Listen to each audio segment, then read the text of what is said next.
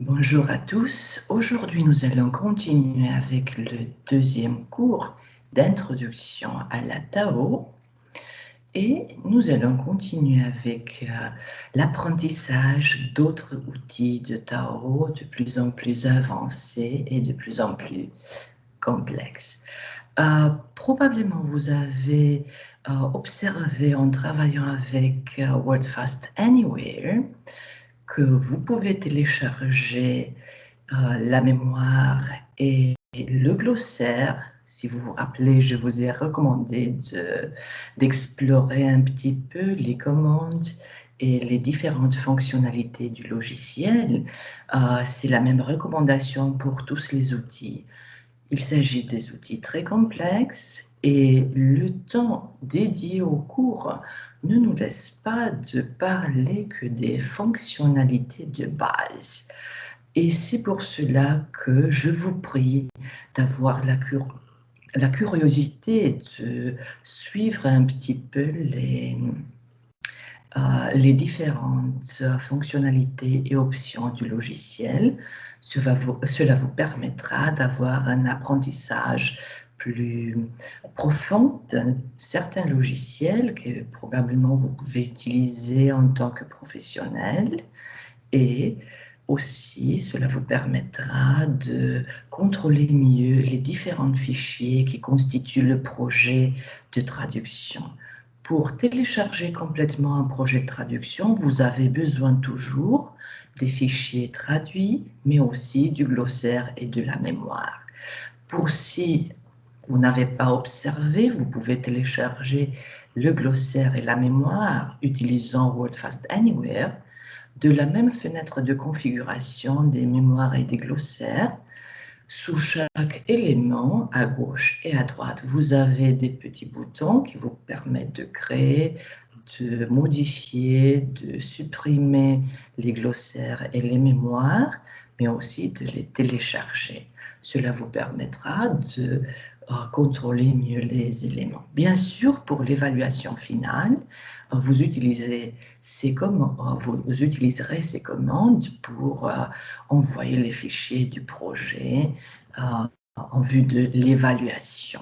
Alors, faites attention, pour les logiciels les plus simples, au moins le glossaire, la mémoire et les fichiers traduits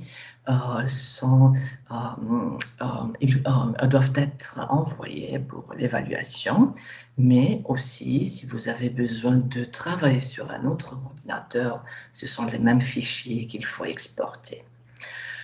Vous verrez, aujourd'hui nous allons parler d'un logiciel plus complexe, de la même famille, disons, c'est WordFast Pro. C'est un logiciel de bureau plus avancé que WordFast Anywhere, qui comporte plusieurs éléments et plusieurs fonctionnalités que le logiciel online n'a pas implémenté, mais aussi vous verrez que les fichiers du projet ici seront générés automatiquement. En tout cas, je vais vous faire une démonstration pour avoir l'image complète de l'utilisation de ce logiciel. Si vous êtes d'accord, comme déjà vous avez observé, on va faire une présentation théorique. Après, je vais vous proposer quelques exercices pratiques et bien sûr, je vais aujourd'hui faire aussi une démonstration de l'utilisation de WordFast Pro. Pour ce qui est de la vitesse de travail, en général, si on est en classe et j'assiste mes étudiants toujours dans leur travail pratique, je peux suggérer ou je peux mentionner si j'observe que la vitesse de travail n'est pas adaptée. Pour avoir un point de repère et pour savoir quelle est la vitesse nécessaire pour un traducteur en formation, pensez que en 30 minutes, vous devez faire non seulement un projet de traduction, mais aussi traduire à peu près 300 mots. Pour les épreuves d'évaluation, vous aurez ce type d'exercice et le temps dédié pour chaque exercice sera de 30 minutes. Je vous prie d'essayer. Si vous observez que votre rythme de travail est un peu plus lent, essayez d'adapter votre vitesse de travail. Aussi, ma recommandation est d'utiliser en tant que traducteur pour la documentation de la terminologie, d'utiliser les sources classiques, disons, des traducteurs, les dictionnaires en ligne, les bases de données terminologiques, les corpus parallèles, par exemple, Lingui, ce n'est pas un dictionnaire, vous avez vu, c'est un concordancier qui affiche sur vos écrans des textes parallèles où un certain terme est traduit d'une certaine manière dépendant du contexte où il apparaît. Ce sont des outils vraiment très professionnels utilisés par les traducteurs, pendant qu'autres outils, comme les moteurs de traduction automatique, ne sont pas vraiment des outils pour les traducteurs. Ce sont des outils qui, en apparence, nous assistent. Mais en fait, ce n'est pas vraiment la même chose. Dans des textes très spécialisés, les outils de Tao traduisent vraiment très mal. Et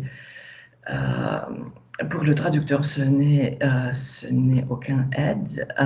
En plus, à cause des différentes possibilités de mauvaise interprétation des différents termes dans un contexte que le logiciel ne connaît pas, on peut avoir des faux amis en traduction, des interférences linguistiques, des calques linguistiques. Et il y a des fois quand le traducteur fait des erreurs suivant un texte traduit automatiquement. C'est vraiment un autre type de travail parce que je vous ai parlé de la post-édition. Si vous vous rappelez, quand on travaille avec un texte déjà traduit automatiquement, c'est vraiment un autre type de travail, un autre type de mécanisme d'observation et de correction du texte que le traducteur a en vue. Et comme vous n'avez pas d'expérience en post-édition, je pense que la traduction ne sera pas de très bonne qualité si vous utilisez les moyens. Par exemple, DeepL, c'est un outil de traduction automatique.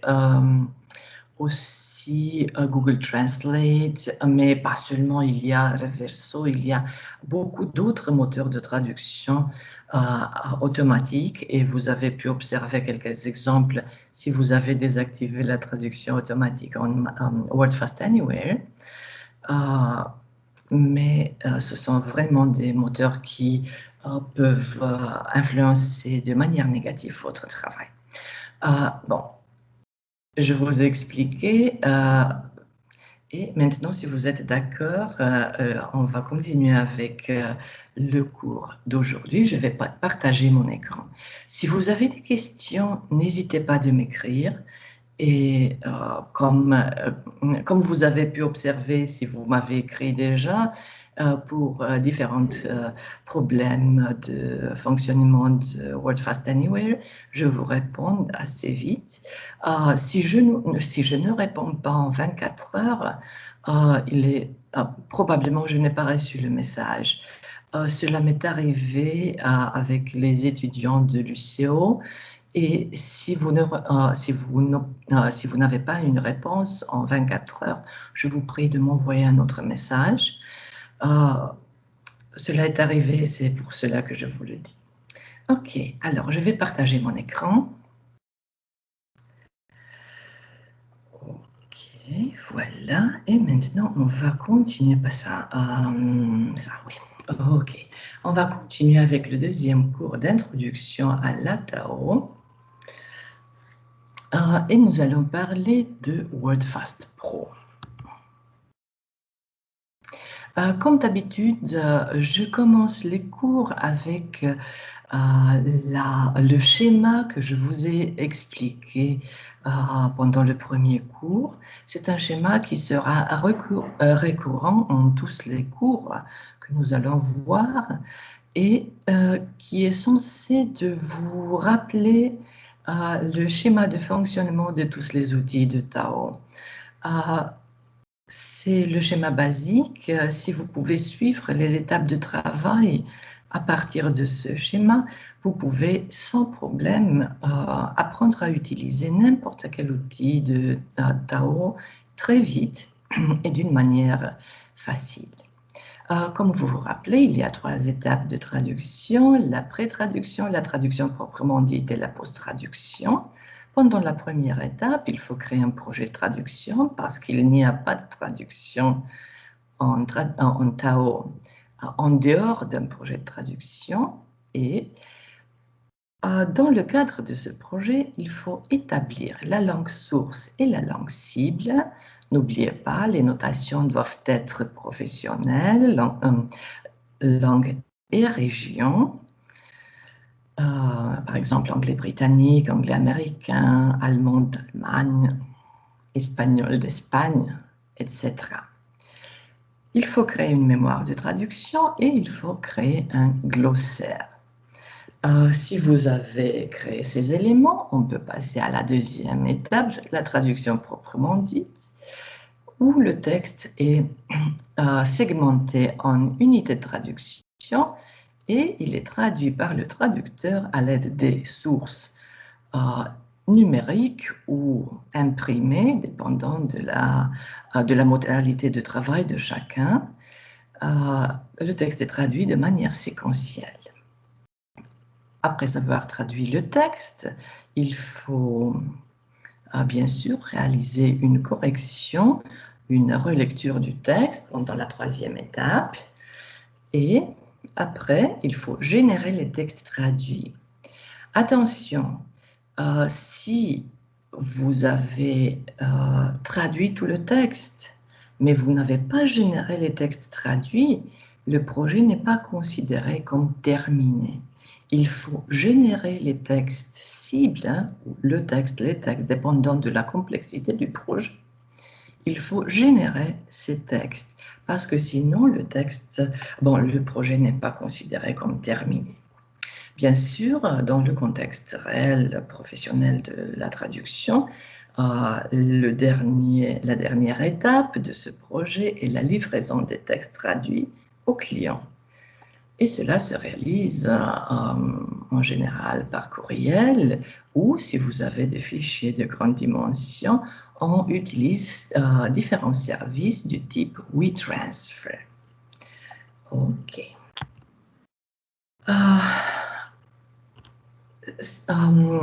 J'ai pensé aussi afficher la liste des logiciels pour pouvoir suivre quels sont les logiciels que nous allons étudier pendant ce semestre. Comme vous vous rappelez, nous avons 5 sessions de travail plus une session d'évaluation. Pendant ces sessions, nous allons parler de WordFast Anywhere, WordFast Pro, Omega T, MemoQ et S2L Trados. Les 4 derniers outils sont des outils de bureau qu'il faut installer, mais attention, avec MemoQ et S2L Trados, vous allez travailler avec les versions démonstratives. Ne les installez pas maintenant, attendez le cours d'S2L Trados, de MemoQ pour installer les logiciels, parce que ces logiciels ont une durée limitée de fonctionnement en tant que version démonstrative. Bien sûr, dans la salle des ordinateurs de l'université, nous avons les versions complètes, professionnelles, mais comme il faut s'adapter au travail en ligne, alors on va utiliser les versions démonstratives. OK. Aujourd'hui, nous allons parler de WordFast Pro, comme je vous ai dit déjà, et on commence par une petite introduction de ce logiciel. Aujourd'hui, WordFast n'est pas représenté par un seul logiciel, mais par un ensemble de logiciels d'aide à la traduction qui a été créé par un producteur français, Wordfast LLC. C'est une compagnie française à l'origine. Maintenant, cette entreprise est installée aux États-Unis depuis 5 ans, oui. En 2015, ils étaient déjà installés aux États-Unis. Et mais en tout cas, la plupart du développement se réalise au bureau principal qui est à Paris, mais aussi, on parle déjà d'une compagnie qui s'est développée beaucoup et qui a différents bureaux en Espagne, en Serbie ou en République tchèque. Le premier logiciel qu'ils ont créé, vous pouvez observer que la compagnie a une histoire assez longue.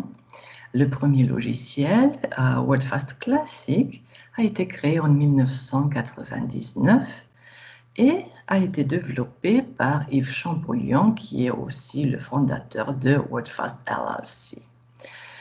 Wordfast Classic comme logiciel constituait une alternative plus accessible pour le traducteur que le logiciel principal Trados, qui a été toujours très cher et qui était aussi très complexe. Bien sûr, cette version maintenant, elle existe encore, mais bien sûr, on ne l'utilise pas. Le logiciel a été développé, il a été aussi diversifié et aujourd'hui, on a plusieurs logiciels Wordfast qui fonctionnent sous de nombreux environnements numériques. Il s'agit d'un logiciel multiplateforme. Pour les utilisateurs de Macintosh, il est important de savoir que Wordfast a une version native pour Macintosh et qu'il peut être utilisé. Et à partir de retours que j'ai de mes étudiants des années passées, utilisateurs de Macintosh, ils sont vraiment très contents avec ce logiciel et son fonctionnement. Bien sûr, tous les logiciels sont compatibles parce que les formats de mémoire de glossaire sont compatibles entre les différents systèmes d'opération. Alors, ce n'est pas un grand problème d'exporter et d'importer les projets que vous avez créés sous un système d'opération ou sous un autre. En tout cas, vous verrez que du point de vue des étapes de travail, du point de vue de l'affichage, de l'interface avec l'utilisateur, le logiciel est très similaire et si vous avez déjà utilisé Wordfast Anywhere, vous allez voir que même les raccourcis clavier sont les mêmes.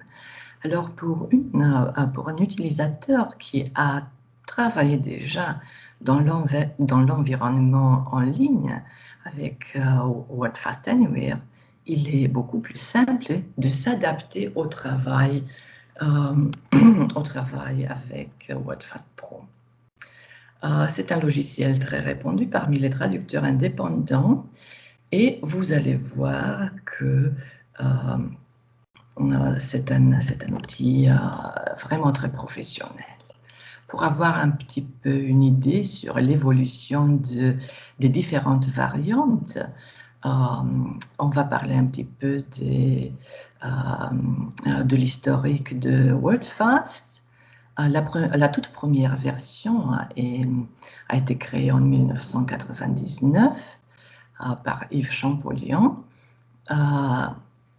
Et cette première version était formée par différents macros qui fonctionnaient sous Microsoft Word et sous Windows à l'époque. À l'époque, il s'agissait seulement d'un logiciel qui fonctionnait sur une seule plateforme et qui avait besoin de Microsoft Word pour fonctionner. En tout cas, À la même époque, Trados avait aussi besoin de Microsoft Word et fonctionnait toujours sous Windows. Jusqu'à la fin de l'année 2002, Word Classic a été un logiciel libre et du point de vue de la popularité, était le deuxième logiciel de mémoire de traduction utilisé par les traducteurs. Plus tard, en 2006, la société WordFast LLC a été créée par Philip Shaw et Elizabeth Elting, qui sont les cofondateurs de la société de traduction TransPerfect. C'est une étape d'évolution de WordFast en tant que compagnie. C'est le moment où cette compagnie devient multinationale. Maintenant, elle a des bureaux en plusieurs pays, comme je vous ai dit déjà, et continue à se développer. En janvier 2009, WordFast publie WordFast Translation Studio, une nouvelle version qui rassemble les deux logiciels, WordFast Classic et WordFast Professional, et qui devient ainsi un logiciel plus complexe.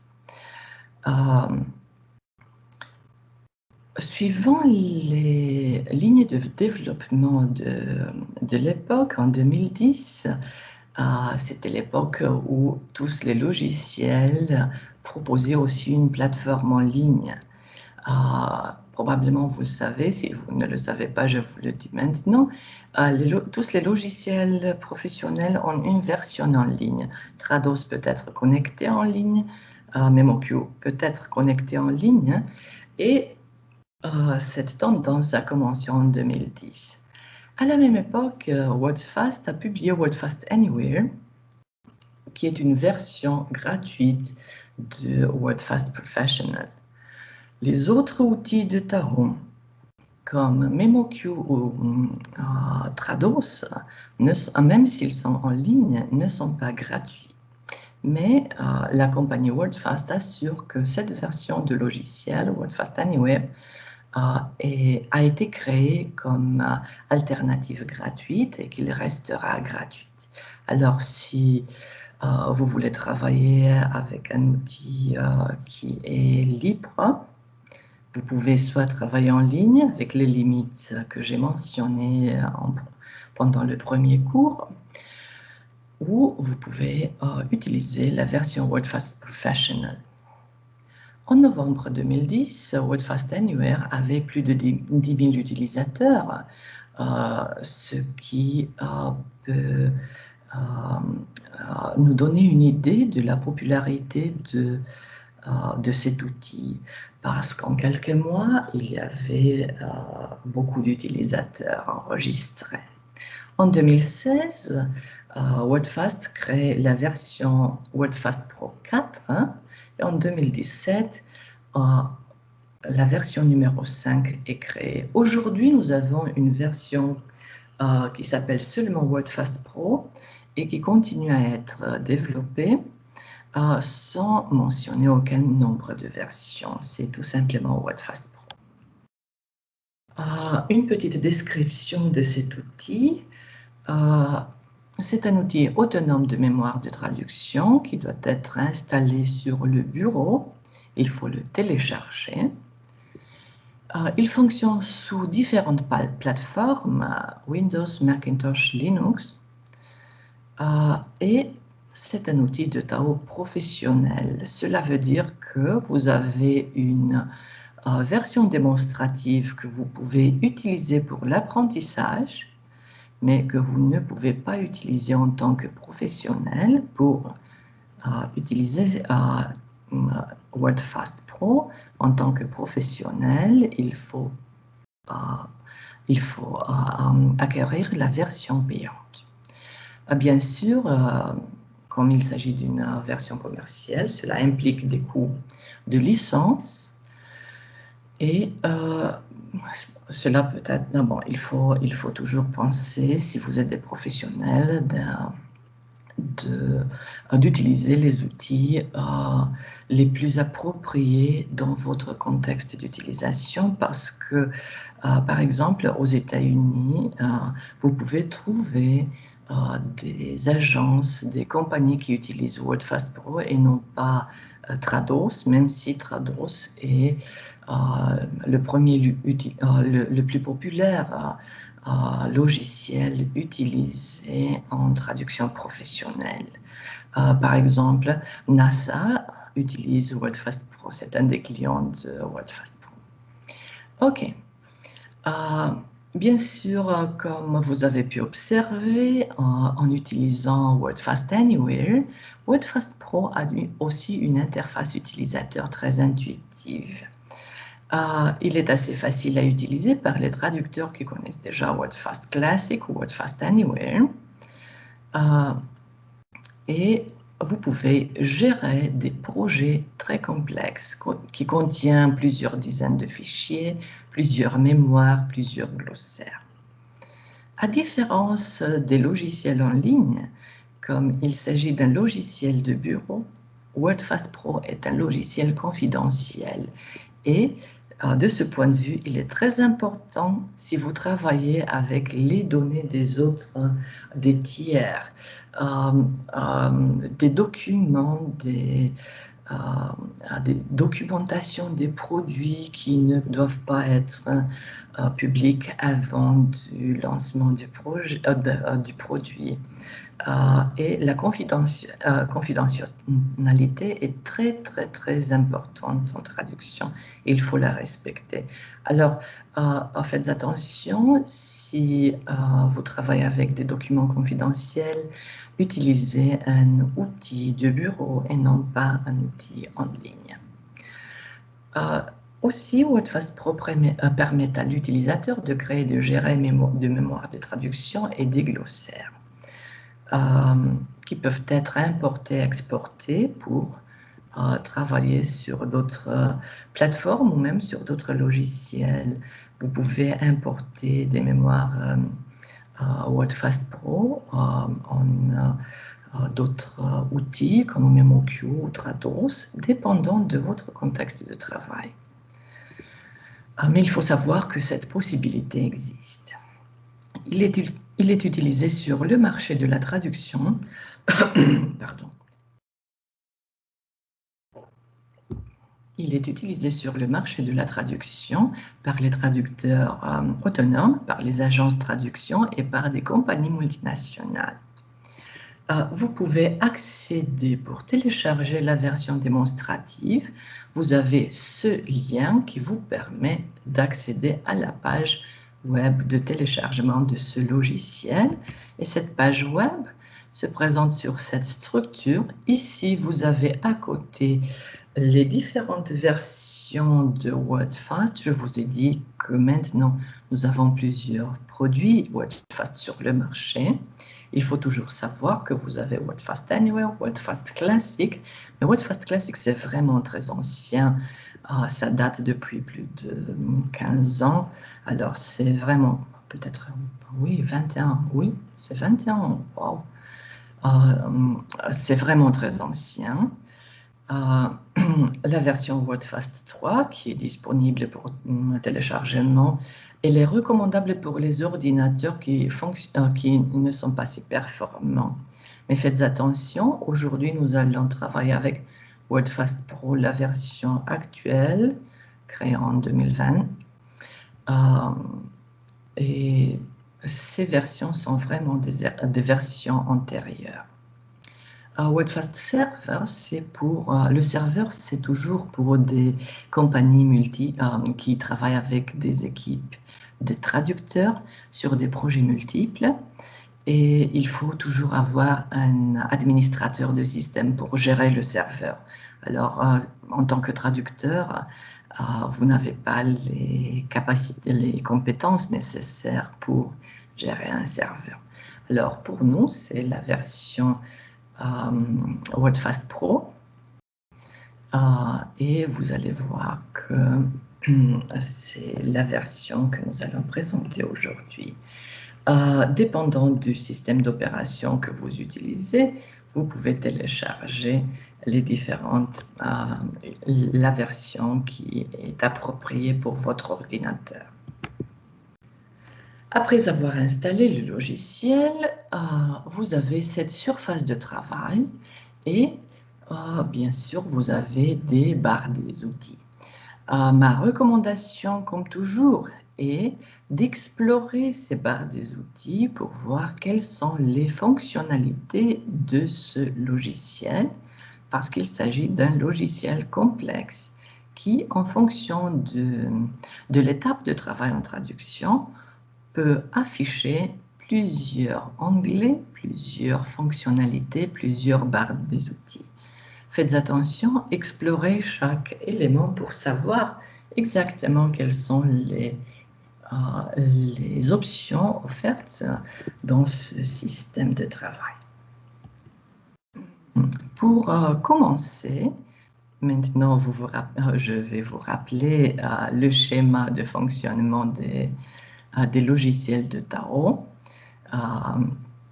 Pour commencer un projet de traduction, vous avez plusieurs options toujours, soit dans la barre d'outils Create Project, faites attention à l'installation de ce logiciel se réalise en anglais, alors vous trouverez les commandes en anglais.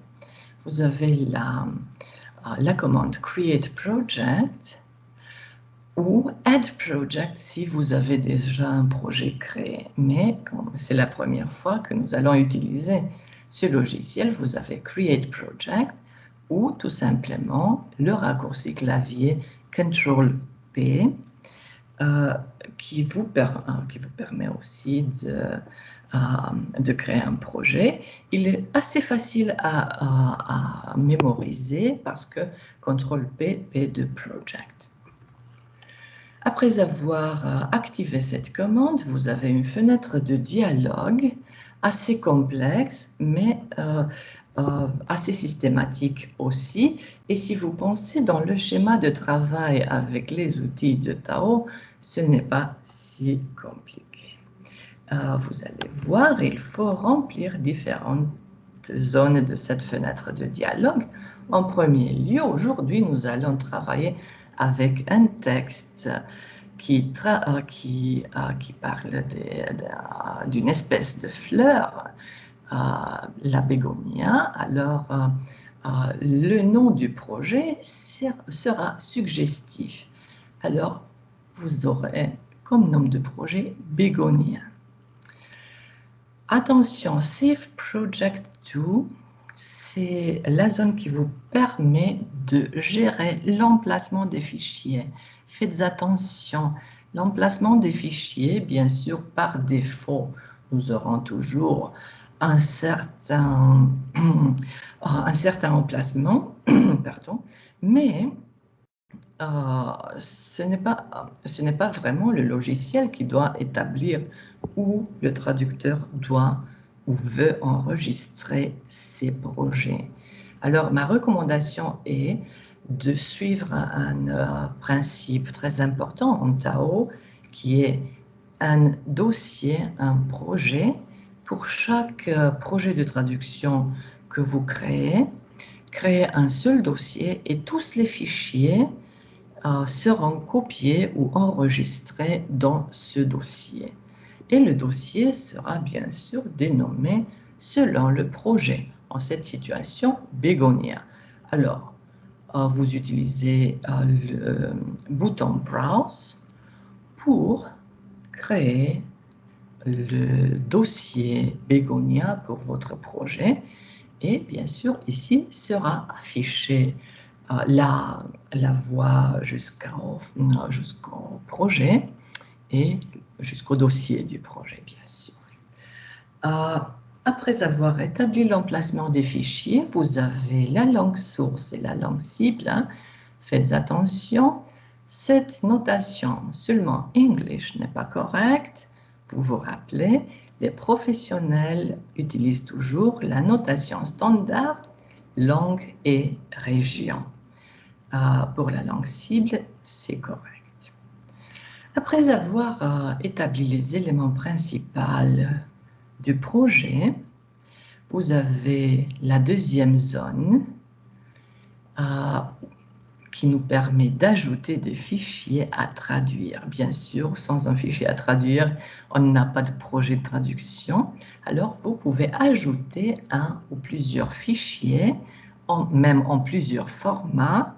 Par exemple, vous pouvez ajouter un fichier en format docx, en format HTML, en format PPTX, PowerPoint, en format Excel, et même si les fichiers sont en format différent, en PDF aussi, et même si les fichiers sont en différents formats, le logiciel peut les gérer sans problème.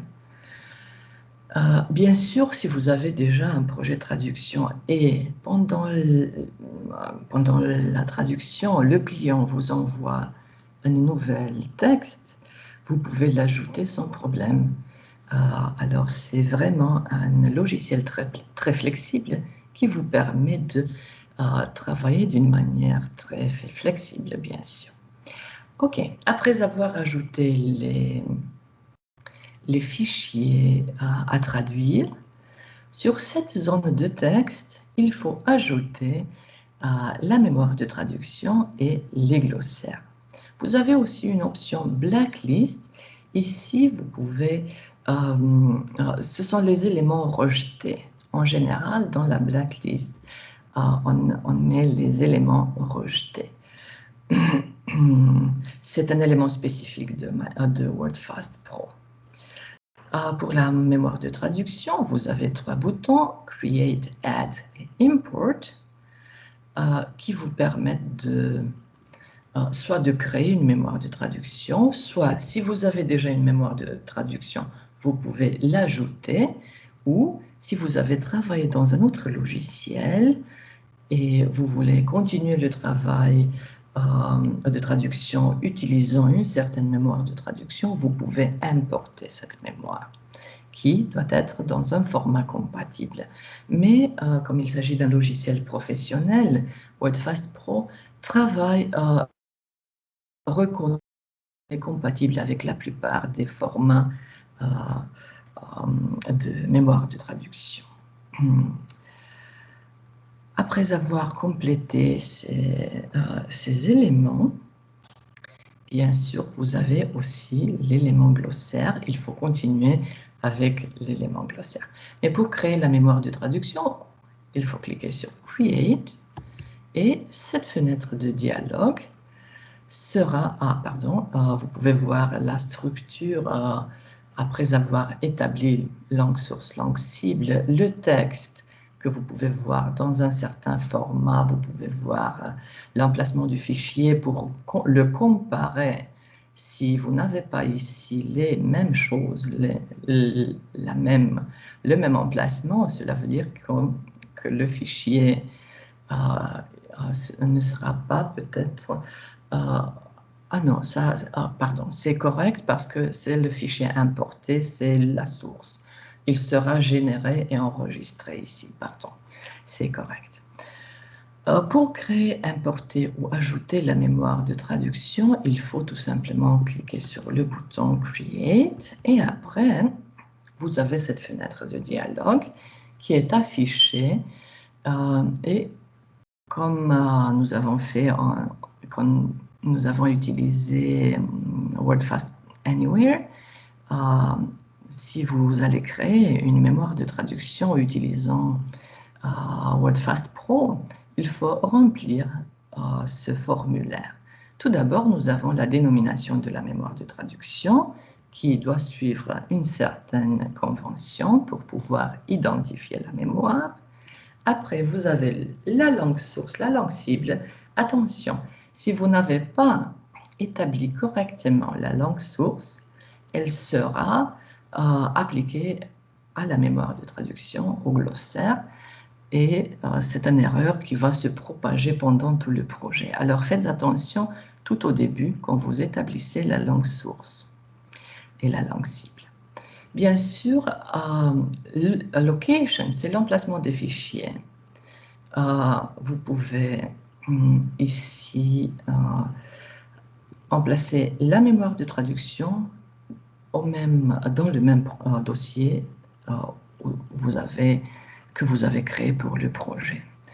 En ce qui concerne la priorité, si vous travaillez avec plusieurs mémoires de traduction, ce n'est pas le cas maintenant, mais il faut le savoir, vous avez primary et secondary, les mémoires primaires et les mémoires secondaires. La mémoire la plus importante est la mémoire primaire. Bien sûr, comme nous travaillons dans un projet qui a une seule mémoire, cette mémoire aura cette priorité, cela sera une mémoire primaire. Observation, n'activez pas Read Only. Read Only, c'est une option qu'on utilise si le projet comporte un groupe de traducteurs. Si vous voulez laisser que les traducteurs puissent seulement consulter votre mémoire de traduction, il faut activer Read Only. Mais si vous activez maintenant Read Only, la mémoire de traduction sera bloquée et vous ne pourrez pas enregistrer les unités de traduction que vous allez traduire. Alors, c'est une modalité de protection de la mémoire pour ne pas être copiée, pour ne pas être modifiée, mais cela s'utilise seulement dans la situation où plusieurs traducteurs travaillent sur la même mémoire de traduction. Si vous avez rempli tout ce formulaire, vous cliquez sur OK, et vous avez déjà la mémoire créée. C'est la même chose pour, vous pouvez voir l'emplacement des fichiers et tous ces éléments. OK. Comme le projet s'appelle Bégonia, nous avons une dénomination. N'oubliez pas de ne pas donner une dénomination erronée à la langue source. Ici, c'est seulement un exemple. OK, et après, clique sur OK pour avoir la mémoire de traduction réalisée. Après avoir créé la mémoire de traduction, il faut suivre avec le glossaire, bien sûr. Et pour le glossaire, vous avez les mêmes commandes. Et pour créer un glossaire, il faut cliquer sur la première commande. Vous avez une fenêtre de dialogue similaire où il faut remplir le formulaire avec le nom du glossaire. Vous pouvez observer la dénomination doit être claire. Langue source, langue cible, emplacement des fichiers, ne pas activer Read Only pour les mêmes raisons. Et après, clique sur OK. Si vous avez déjà créé le projet, si vous avez déjà la mémoire de traduction et le glossaire, ils doivent être affichés ici. Bien sûr, vous pouvez toujours les gérer, vous pouvez les modifier et les effacer si vous considérez qu'il faut le faire, mais en général, on n'efface jamais ni les mémoires ni les glossaires. OK. Si vous avez déjà tout rempli, vous avez le bouton Create Project qui va vous permettre de créer le projet et de continuer avec la deuxième étape de travail. Vérifiez si cette option est active. Elle doit être activée par défaut. C'est correct. Et bien sûr, si vous travaillez avec plusieurs types de fichiers, l'analyse et les rapports des documents seront très utiles. Bon, pour la première fois qu'on utilise le logiciel, cela n'est pas très important, mais si vous travaillez plus et si vous avez plusieurs projets de traduction, cela sera important. Le résultat de la création du projet sera affiché et il faut toujours vérifier que tous les éléments sont ajoutés correctement dans le projet. Et vous avez un document bilingue. Vous vous rappelez, quand on traduit, pendant la deuxième étape, on a toujours deux textes, le texte source et le texte qu'on traduit, c'est un texte bilingue. Et vous avez un texte qui a été généré automatiquement. mémoire de traduction qui a été ajoutée, un glossaire qui a été ajouté. Reference files, ce sont des fichiers de référence, on ne les utilise pas en général. Aucun élément rejeté. Par exemple, comme élément rejeté, pensez à certains termes qu'on ne doit pas utiliser dans une traduction. Et vous avez tous les éléments nécessaires. Si vous savez que vous avez ajouté plusieurs mémoires de traduction, il faut vérifier le nombre des mémoires, le nombre des glossaires. Mais si tout fonctionne bien, vous avez ici l'option Open Created Project qui est cochée et qui doit rester cochée. Vous cliquez sur OK et le logiciel va retourner à la surface de travail où vous aurez le projet de traduction que vous avez créé. Vous pouvez voir combien la taille du document, l'emplacement des fichiers, la date de création, la date d'enregistrement et aussi la progression du projet de traduction qui est bien sûr à 0 parce qu'on vient de créer ce projet. Pour continuer avec la deuxième étape de travail, double-clic sur le document, ici, et vous pouvez continuer avec cette surface de travail. Je vous ai dit déjà, c'est un logiciel professionnel, la surface de travail est bien chargée et il faut savoir quel affichage correspond à quel élément. Et de ce point de vue, bien sûr, les choses ne sont pas très difficiles. Il faut seulement observer les éléments. Vous avez la surface principale de travail pour la traduction qui se trouve ici. Vous avez le texte source segmenté et vous pouvez observer les différentes balises dans le texte. Vous vous rappelez, je vous ai expliqué, les balises sont des éléments qui codifient le format des fichiers. Si vous voulez garder le format, la mise en page, la mise en forme, les liens, différents éléments, même les images sont codifiées à travers des balises. Si vous voulez les garder, il faut garder les balises dans votre traduction aussi. Cela veut dire dans cette zone. Vous avez une zone dédiée à la mémoire de traduction. Ici seront affichées les unités de traduction que vous avez traduites et le glossaire sera affiché ici. Vous avez des éléments de statistiques qui se trouvent en bas et qui peuvent vous permettre d'observer les différentes étapes de travail. Vous pouvez observer langue source, langue cible, les segments, le numéro de segment traduit. Nous savons déjà la taille du document est de 500 mots. Mais ces mots, bien sûr, sont organisés dans des phrases, dans des unités de traduction qui s'appellent en WordFast Pro segments. Vous avez 29 segments. Voilà. Pour la recherche des segments n'est pas activé. Le nombre des paragraphes n'est pas activé. Et vous avez traduit 0% parce qu'on est tout au début. Et il vous reste encore 500 mots à traduire. Les statistiques sont très importantes pour le traducteur parce que les statistiques lui permettent d'organiser et de gérer bien son temps de travail. Il y a des fois quand les traducteurs, pendant qu'ils travaillent sur un certain projet, peuvent recevoir d'autres demandes de traduction.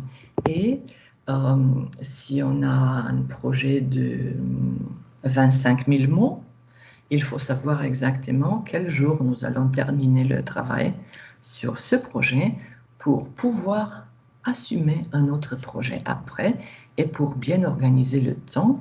N'oubliez pas, en tant que traducteur, vous ne pouvez pas tarder. Chaque client a besoin de la traduction à un certain moment. Si vous tardez, on a envoyé les fichiers, il y a plusieurs répercussions. en général, le traducteur, bon, il y a des pénalités jusqu'à 20% de la facture, ça c'est beaucoup. Mais aussi, si votre traduction est très importante pour le client et le client est affecté du point de vue économique, on peut arriver au tribunal avec les clients. Ce n'est pas recommandable. Soyez très responsable en tant que traducteur professionnel parce que c'est une situation très sérieuse. Il ne faut pas tarder. C'est pour cela que les statistiques sont vraiment très importantes. Elles nous permettent de savoir si, en tant que traducteur, on peut terminer. Pour avoir un point de repère, pensez qu'un traducteur peut traduire une moyenne de 2000 mots par jour dans des conditions optimes de travail. 2500 mots, ça peut marcher, mais pas plus. Parce que n'oubliez pas, s'il s'agit d'un projet qui est assez long, sur plusieurs jours de travail, vous allez accumuler la fatigue et la qualité de la traduction ne sera pas la même. Alors, il faut toujours savoir quel est votre rythme de travail, bien sûr, mais aussi il faut savoir combien de textes vous pouvez traduire dans un jour, dans des bonnes conditions de travail, parce que si le client n'est pas content avec la traduction, le texte sera retourné au traducteur et le traducteur ne sera pas payé. OK. Alors, à droite, vous pouvez observer le contexte général. Vous pouvez observer les différents éléments de mise en forme et de mise en page, les différents liens et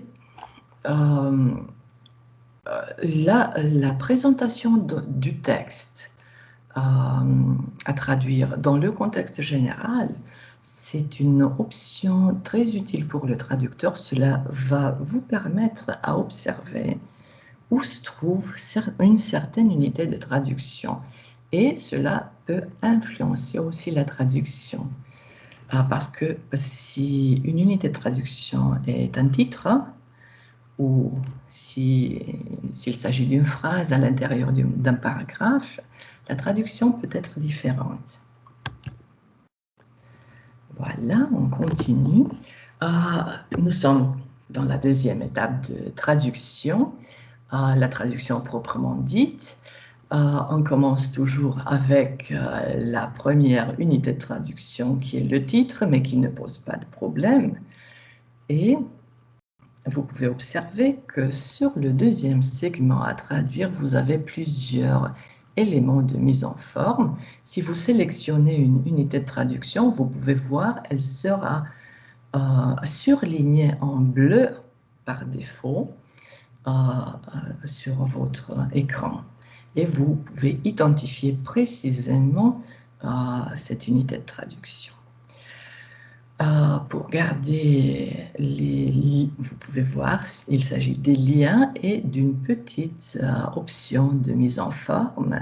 Le texte bégonien est écrit en gras et en italique sur cette phrase. Alors, pour garder ces éléments, bien sûr, il faut garder les balises. Et on peut réaliser cela sous l'onglet Translation. Vous avez la commande Copy Source et vous avez plusieurs options, bien sûr, mais Copy Source, tout simplement, c'est la plus importante dans ce contexte de travail. Vous aurez l'unité de traduction copiée avec les balises et vous pouvez traduire le texte en fonction des balises. Bien sûr, la topic des mots, l'ordre des mots n'est pas la même en anglais et en français. Et en général, si on traduit d'une langue à l'autre pour réaliser la traduction d'une manière naturelle, l'ordre des mots n'est pas le même. Qu'est-ce qu'on fait en cette situation? Il faut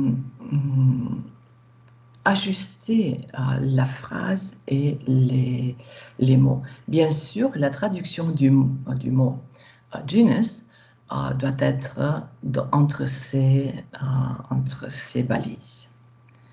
Alors, on va traduire de telle manière que ce mot se trouve entre ces balises. Même s'il faut déplacer les balises, n'oubliez pas, les balises sont des objets informatiques qui peuvent être copiés et collés dans un autre endroit de la phrase. Alors, il faut gérer les balises aussi. Parce que vous avez ici beaucoup de balises, comme vous pouvez observer, et ce n'est pas toujours la même position dans la phrase pour tous les mots. Alors, il faut vous adapter. Bien sûr, si vous avez réalisé la traduction, il faut confirmer la traduction. Et pour confirmer la traduction, vous avez toujours Next Segment, cette commande qui vous permet d'enregistrer dans la mémoire de traduction le segment que vous avez traduit et qui vous affiche, qui continue avec le segment suivant sur l'écran. Vous aurez toujours score, c'est un élément d'évaluation de la traduction. Si cet élément est en rose, cela signifie que nous avons traduit nous-mêmes le texte. S'il est en vert, vous verrez, cela veut dire que le texte à traduire a été identifié dans la mémoire de traduction et il a été réalisé automatiquement de la mémoire de traduction que vous avez créée vous-même. Le status, bien sûr, après avoir confirmé la traduction, ces éléments seront colorés en vert. Cela veut dire que la traduction est confirmée. N'oubliez pas, une traduction qui n'est pas confirmée ne peut pas être enregistrée dans la mémoire de traduction, mais aussi la traduction finale ne peut pas être réalisée. C'est un projet qui n'est pas complet. Alors, pour chaque phrase que vous avez traduite, n'oubliez pas de confirmer. Vous pouvez confirmer tout simplement en cliquant ici ou avec le bouton Segment. Là, si on se déplace d'une unité à l'autre, après avoir traduit l'unité, elle sera confirmée par défaut. OK. Voilà, vous pouvez observer différents éléments de traduction et une traduction confirmée. Les différentes couleurs sur l'écran ici, cet élément ou le surlignage peuvent être modifiés, mais ma recommandation est de les laisser par défaut. OK. Vous pouvez observer déjà en bas, si vous avez commencé la traduction, vous aurez les statistiques qui changent toujours. Voilà. C'est important. Pendant la traduction, il faut ajouter tous les termes que vous rencontrez, parce que les termes sont récurrents. Si vous avez déjà ajouté un terme qui est censé être répété dans un texte spécialisé, ce terme sera ajouté automatiquement dans votre traduction de la mémoire. Il faut seulement commencer, si vous ajoutez la première lettre du mot, il sera affiché par défaut, vous verrez. Mais pour cela, il faut bien sûr ajouter les termes dans le glossaire. Et pour cela, c'est très simple, vous avez trouvé un terme, vous le sélectionnez, vous utilisez le raccourci clavier CTRL-ALT-T, tout comme pour WordFast Anywhere.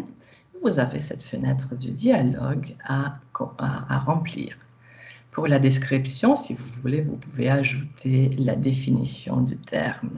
Mais en général, on ajoute le terme source, le terme cible. Et si vous travaillez avec plusieurs glossaires, vous pouvez ajouter un certain terme dans un certain glossaire de votre choix. Mais comme nous n'avons qu'un seul glossaire à présent, c'est le seul où on peut ajouter les termes. Vous pouvez observer aussi que Si vous avez déjà traduit, même s'il s'agit seulement d'une unité de traduction, elle sera affichée dans cette zone de mémoire de traduction. OK. Après avoir traduit, après avoir terminé la deuxième étape de traduction, vous pouvez suivre le contenu des mémoires de traduction et le contenu du glossaire. Ici en bas, vous pouvez voir. Après avoir terminé toute la traduction, sous l'onglet File, vous trouverez la commande Save File as Translated. Et le fichier cible sera généré. N'oubliez pas, si vous n'avez pas généré le fichier cible, le fichier traduit, vous n'avez pas terminé le projet. C'est très important de générer les fichiers cibles. Si votre fichier est dans un format docx, il sera créé en tant que fichier docx. Si vous n'avez pas terminé la traduction, mais vous générez le fichier traduit, seulement la partie qui a été traduite sera affichée dans la langue cible. Le reste du texte restera en anglais. Alors, je vous prie de faire attention et de traduire tout le texte pour ne pas avoir des textes qui contiennent des segments dans la langue source. Cela n'est pas vraiment très professionnel.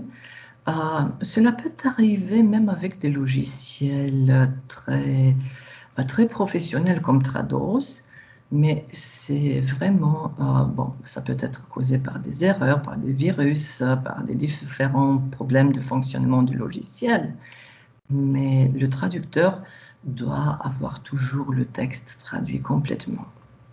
Parce que, bon, après, si on observe une erreur, il est très facile de générer de nouveau et de voir quel est le motif de cette erreur. Parce que si c'est un élément de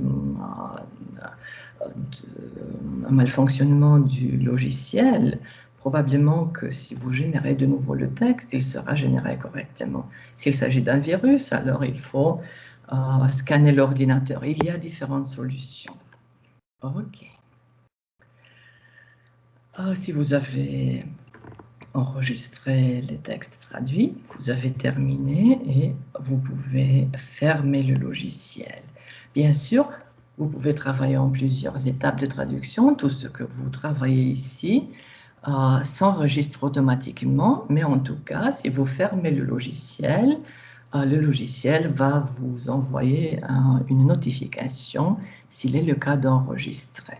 En tout cas, en tant que traducteur, pour ne pas perdre du texte, on ne sait jamais, il y a des accidents qui peuvent arriver, utilisez le raccourci clavier CTRL-S pour enregistrer les traductions et tous les fichiers que vous avez sur l'écran. OK. Comme vous pouvez observer, les trois étapes, nous avons passé par les trois étapes et j'insiste sur la génération des textes traduits parce que c'est une erreur que j'ai observée toujours en évaluation. Faites attention à cet aspect. En général, les traducteurs professionnels ne font pas cette erreur, mais vous êtes tout au début et l'utilisation d'un logiciel pour la première fois comporte plusieurs éléments auxquels vous devez faire attention. Alors, suivez ces étapes pour ne pas perdre de vue aucun élément. Une autre observation, si vous travaillez une seule fois avec le logiciel, ce n'est pas assez. Essayez de traduire plusieurs fois, plusieurs textes que vous avez à traduire pour d'autres disciplines, par exemple. Essayez d'utiliser le plus possible les outils de Tao parce que cela vous permettra de travailler de manière plus rapide et de ne pas faire les erreurs qu'on observe aux personnes qui commencent à utiliser ces logiciels. Alors, et bien sûr, il faut avoir un certain rythme, vous vous rappelez, je vous l'ai dit déjà. Si vous êtes d'accord, merci de votre attention. Si vous êtes d'accord, je vais vous je vais réaliser aussi une petite démonstration de l'utilisation de WordFast Pro que vous pouvez voir sur cet écran. J'utilise WordFast Pro seulement dans le contexte didactique parce que les logiciels que j'utilise plus sont MemoQ et Trados. Là, j'ai vraiment des listes entières des projets de traduction. Ici, j'utilise cet outil seulement dans des contextes très précis. En général, c'est le client qui peut vous demander d'utiliser un certain outil. Et en tant que traducteur, il faut avoir les compétences nécessaires pour utiliser le maximum d'outils de Tao possible pour bien répondre aux requis des clients. En général, mes clients ne travaillent pas avec WordFast, alors j'ai une liste très courte de projets que j'ai réalisés dans un contexte didactique plutôt. Alors, voilà, ça c'est un projet que je réalisais comme test pour voir que tout ça fonctionne bien. Vous pouvez effacer, si vous voulez effacer un projet dans ce logiciel, clic droit sur le projet et vous avez Remove Project. Parce que nous allons continuer avec la démonstration du projet Bégonia. Alors, je vais utiliser le texte que je vais vous envoyer aussi par courriel et que vous allez utiliser avec WordFast Pro. Vous avez WordFast Pro, comme vous pouvez voir, c'est la version démonstrative et on va utiliser cette version. Vous vous rappelez, première étape, création de projet. Raccourci clavier, CTRL-P ou commande Create Project. Vous avez la fenêtre de dialogue où, je vous ai dit, on commence par la dénomination du projet. Nous savons déjà le contenu du texte et Bégonia, alors on va ajouter Bégonia. Petite observation, pour garder les éléments très simples, pour ne pas avoir des erreurs d'importation, d'exportation, si on travaille sur d'autres ordinateurs aussi, n'utilisez pas des dénominations très développées pour les projets et n'utilisez pas des caractères accents. Les dénominations des fichiers des projets, en général, doivent être simples, sans caractère accent. On ne va pas réutiliser le projet, alors cette option n'est pas importante. L'emplacement du fichier, je vais garder ce fichier sur mon bureau, c'est correct. Et de ce point de vue, tout est clair. Petite parenthèse, ne travaillez pas sur le bureau. Comme c'est une démonstration, je vais effacer après et c'est plus simple de l'effacer sur le bureau. Les traducteurs ont toujours un dossier qui s'appelle traduction. À l'intérieur de ce dossier, vous avez plusieurs dossiers en fonction des clients pour lesquels vous travaillez. Et à l'intérieur du dossier client, vous avez les différentes années, les projets que vous avez créés pour les clients en différentes années. Même si vous travaillez beaucoup avec un certain client, vous pouvez avoir des dossiers en fonction des mois de l'année. Alors, le projet de janvier, de février, de mars, ça peut arriver aussi. Il y a différents clients peuvent avoir besoin de plusieurs textes traduits. Il y a des clients avec lesquels vous travaillez toute l'année. Il y a des clients qui ont des traductions pour une certaine époque de l'année. Comme par exemple, il y a des producteurs de différents produits saisonniers. Par exemple, j'ai traduit des étiquettes de produits alimentaires pour le Noël. C'était différents types de tartes qu'il fallait traduire. Bon, ça peut arriver, mais ça arrive seulement pour le Noël. En été, on ne traduit pas ce type de texte. Bon, je reviens. C'était seulement un exemple. Vous avez anglais, United Kingdom, la dénomination est correcte.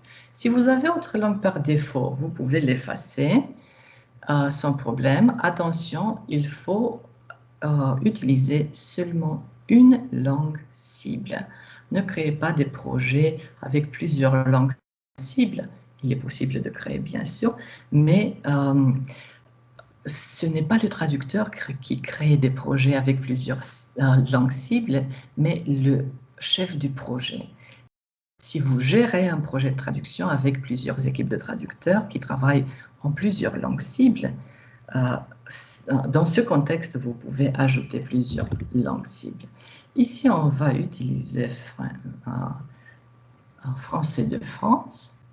L'affichage est correct, l'emplacement c'est correct, alors il faut ajouter les fichiers. Dans cette zone, vous avez Add File, et sur le bureau, nous avons le bégonia. Attendez un petit peu, je dois trouver bégonia, voilà, c'est ici. Double-clic et le fichier est importé. OK. Vous pouvez observer que le texte comporte un petit caractère accent. Il est possible qu'il n'y ait pas de problème. Mais si vous travaillez dans un contexte international et vous changez d'ordinateur sur un ordinateur qui est installé dans une autre langue, ça peut créer des problèmes. OK. Voilà, nous avons déjà le texte à traduire et on passe à cette zone où il faut créer la mémoire de traduction et le glossaire. Create, nous avons MD, vous vous rappelez, bégonia, sans accent cette fois. English United Kingdom French. Location, l'emplacement. Attention. Si vous pouvez observer ici, par défaut, c'est un autre projet que j'ai traduit et qui s'appelle Samoyed. Samoyed, c'est une race de chien. Ça n'a pas aucune relation avec les fleurs. Alors, enregistrer ici une mémoire de traduction, ça sera complètement erroné. Et c'est un autre projet. En tant que traducteur, vous devez être très systématique et ne pas mêler les différents projets. On a le bureau. Sur le bureau, nous allons créer, c'est l'emplacement des fichiers pour notre projet. La priorité, c'est une mémoire primaire, c'est très correct. Read-only ne pas activer, très bien. Clique sur OK parce que tout est correct à présent. Clique. Maintenant, nous avons la mémoire, vous pouvez la voir ici. OK, et sa présence dans la liste signifie que par défaut, elle est déjà activée. Clique sur Glossary. On fait la même chose. Create. Dénomination du glossaire GL bégonia. Vérification de la langue source, de la langue cible correcte. Emplacement, c'est le même dossier Samoyed qui ne nous intéresse pas, comme vous pouvez voir. On revient sur le bureau, sélectionnez le dossier et maintenant c'est correct. Read only, on n'active pas, je vous ai mentionné déjà. Clique sur OK. Et nous avons déjà mémoire, glossaire, description générale du projet et texte à traduire. Cette option est activée. On peut créer le projet. Clique sur Create Project.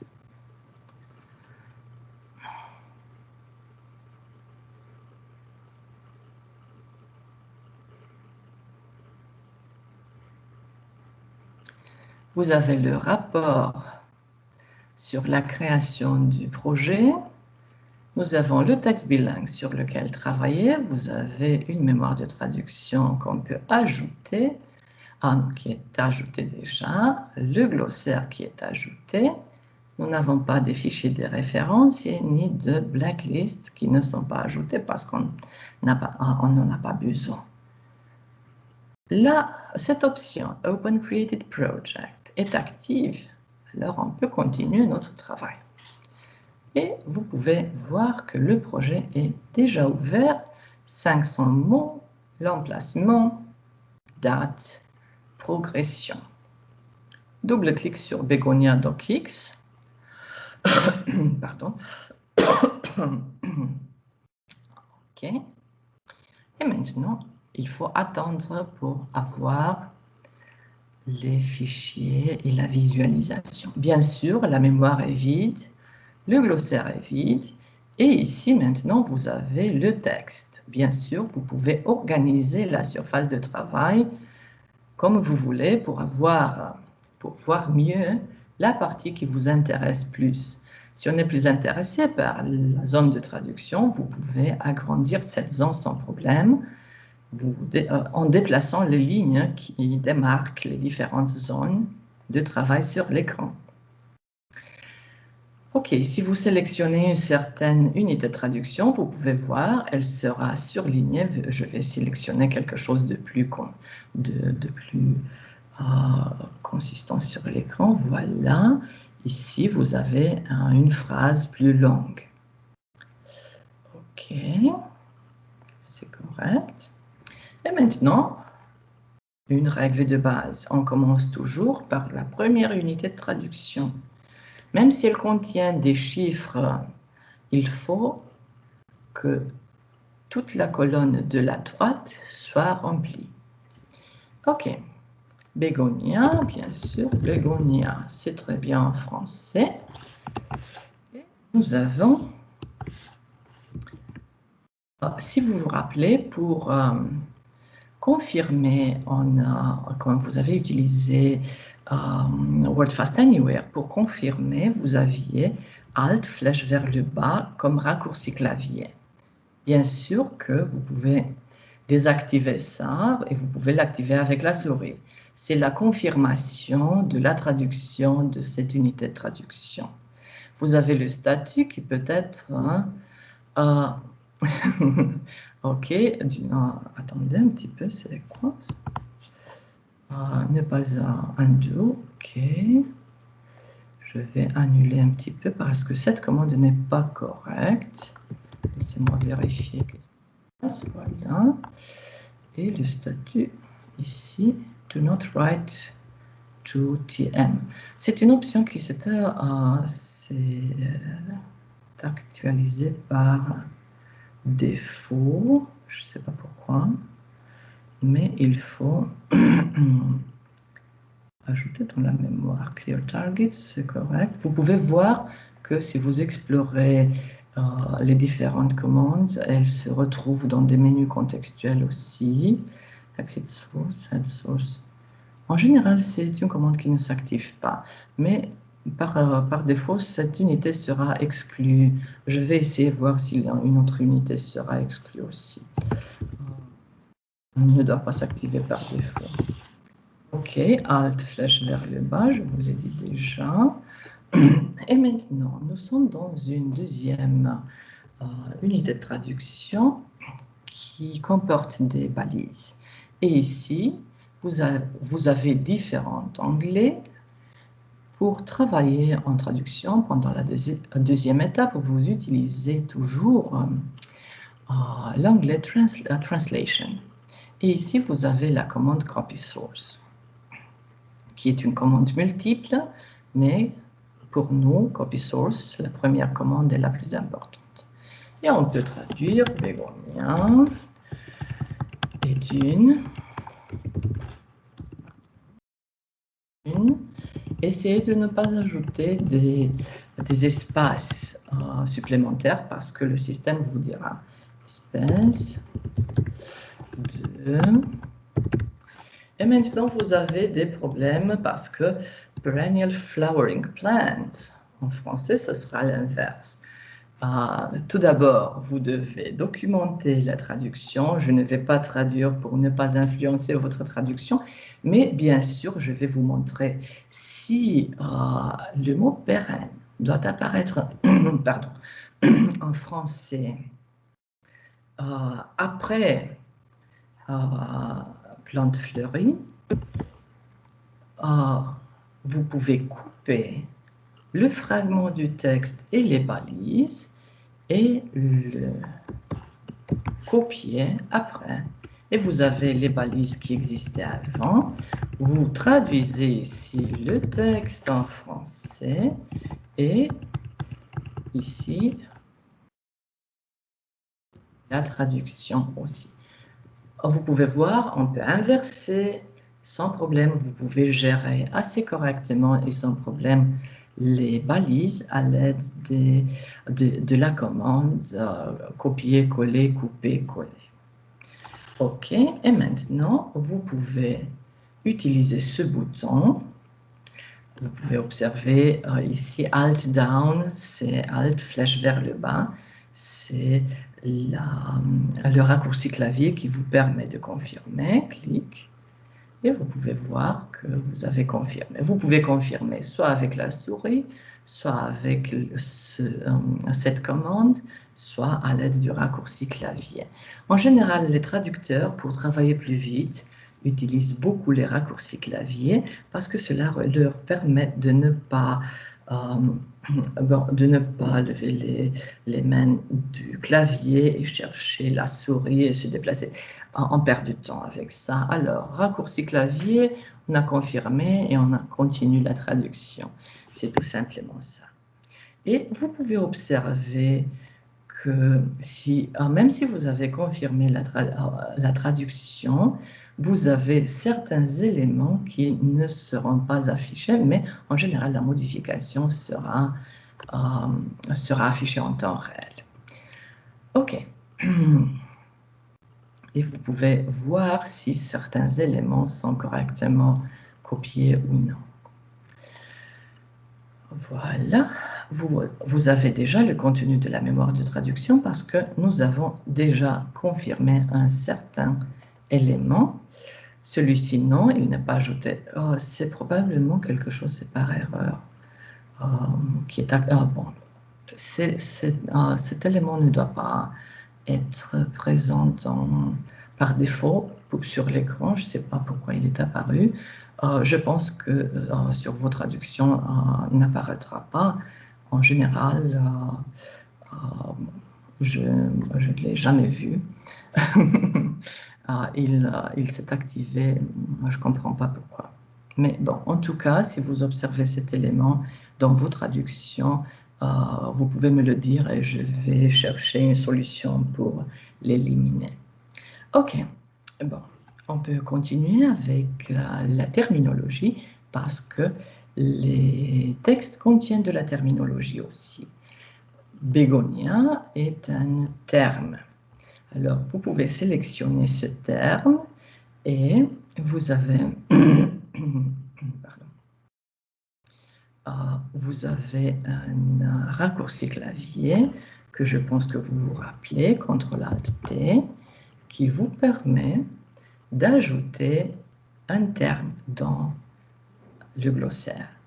Bien sûr, vous avez ici l'onglet Translation, mais à côté, vous avez l'onglet Terminology, qui vous permet, après avoir ajouté des termes, d'explorer la terminologie. Vous pouvez afficher la liste, mais à présent, nous n'avons rien dans le glossaire. Et vous pouvez vous déplacer d'un terme à un autre, vous pouvez le copier, vous pouvez réaliser plusieurs modifications. On revient ici et on continue avec les termes qu'il faut ajouter. CTRL-ALT-T, je reviens, bégonia, c'est un nom propre d'une fleur, alors ça reste avec majuscule initiale. Attention tout le monde, si un terme n'est pas un nom propre, il ne faut pas l'écrire avec majuscule. Aussi, dans les glossaires, il faut ajouter les formes typiques qu'on retrouve, les formes lexicographiques, les formes qu'on retrouve en général dans les glossaires. Alors, si un terme est en pluriel, il faut l'écrire au singulier. Si un terme n'est pas... Pardon. Si un terme... Si un terme n'est pas un nom propre, il ne faut pas l'écrire avec majuscule. Bien sûr, vous pouvez toujours éditer ces termes, il n'y a aucun problème. Vous pouvez effacer les terminaisons de pluriel, par exemple, et vous pouvez continuer à ajouter les termes. OK. Et maintenant, vous pouvez avoir, comme vous pouvez voir, bien sûr, vous avez la mémoire et le glossaire qui comporte déjà un certain terme. Pour chercher un terme dans un glossaire, il faut utiliser cet élément. Si vous voulez modifier un terme, vous sélectionnez le terme et en général, on peut le modifier avec double-clic tout simplement ou avec ces éléments. Edit vous permet de modifier un terme si vous observez que vous l'avez ajouté d'une manière qui n'est pas correcte. Bien sûr, après avoir modifié, cliquez sur confirmer et vous avez le terme. Ok, j'espère que... Ah bon, je reviens sur... après avoir terminé la traduction, File, Save File as Translated, vous avez par défaut, la dénomination des fichiers ciblés est aussi très importante. On garde le nom du texte, mais il faut savoir qu'il ne s'agit du texte source, mais du texte cible. Alors, par défaut, le système ajoute la langue cible et vous avez déjà une dénomination correcte. Il y a des systèmes qui n'ajoutent pas par défaut la dénomination du texte cible et il faut toujours faire attention à la dénomination des fichiers. Je vais enregistrer sur le bureau. Et maintenant, si le texte est enregistré, on doit le retrouver sur l'écran. Vous pouvez voir ici, nous avons Bégonia FR, double-clic. Et le texte que j'ai traduit, entre guillemets, que j'ai traduit partiellement, est présent sur l'écran. Je vous ai dit déjà, si vous traduisez seulement une partie du texte, le reste du texte sera présenté en anglais. S'il y a des éléments, ici j'ai ajouté, vous avez bégonia parce que j'ai ajouté un terme du glossaire. Il a été ajouté ici. OK. En tout cas, après avoir exporté les textes, il faut vérifier que ces textes que vous avez exportés sont correctement, sont complets, respectent la mise en page du texte source et que tout ce que vous avez fait est en français. Je vous prie de vérifier tous ces éléments. J'espère que vous avez trouvé utile. Là, je ne vais pas enregistrer, je vais en tout cas effacer après tous ces éléments. J'espère que vous avez trouvé utile la démonstration pratique. Je vous prie de me confirmer pour savoir si vous considérez nécessaire d'avoir une démonstration après la partie théorique. Et bien sûr, je vous invite à continuer avec les exercices pratiques que j'ai envoyés en attaché dans votre courriel. Si vous avez des questions, des problèmes d'installation, des éléments que vous ne comprenez pas, n'hésitez pas de m'écrire. Je vais chercher des solutions pour vous et je vais vous répondre. En tout cas, il est important d'utiliser le logiciel, de garder un certain rythme. N'oubliez pas de garder ces éléments. Et d'utiliser plus d'une fois tous les logiciels que nous allons présenter en classe. Merci de votre attention et je vous invite à continuer le travail des exercices et gardez tous les exercices parce qu'ils devront être envoyés à la fin du cours, pas du semestre, oui, à la fin du cours, avec les fichiers d'évaluation. Vous aurez un examen, bien sûr, mais avec les fichiers d'évaluation, vous allez envoyer aussi tous les devoirs à la maison que vous avez reçus comme partie de l'évaluation continue que nous réalisons pendant le semestre. J'espère que vous avez trouvé utile cette présentation. Une très bonne journée et on se voit la semaine prochaine. Merci beaucoup de votre attention.